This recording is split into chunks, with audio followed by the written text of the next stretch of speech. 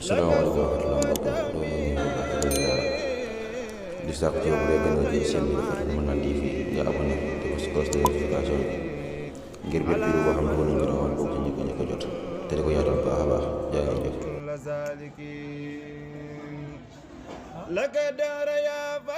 daa mel ni kon incha allah suba mooy àjjuma ji mujj ci weeru rajab yi ñu nekk. daanañ ci faral di wax nag njariñ lii nga xam ne nii la ñëwee ci téere Kanzun Najaax wa Surur ak yenn ci téere gaa yu baax yi ñu ne koo xam ne àjjuma ji mujj ci weeru rajab daa bàyyi ba imaam bi toog ca minbar bi rek nga xam ne xutba gut daa toog rek ñuy nodd mu wax ahmadu rasulullah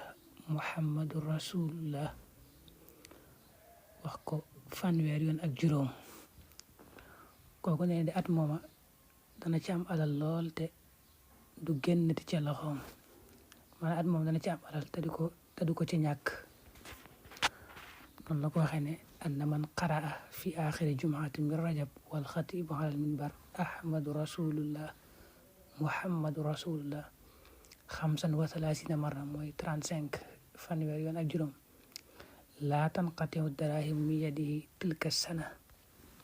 Fatxul Manaan TV amal importance àdduna wërngël këpp aboneel laal kolos bi ba pare di partager sunu ay vidéo bu ko defee lépp lu ñu publier yaa koy njëkk a seetaan Fatxul Manaan TV bu fi nekkul woon fu nu koy waxee ay njàngale ay secret ay njëriñi képp ay njëriñi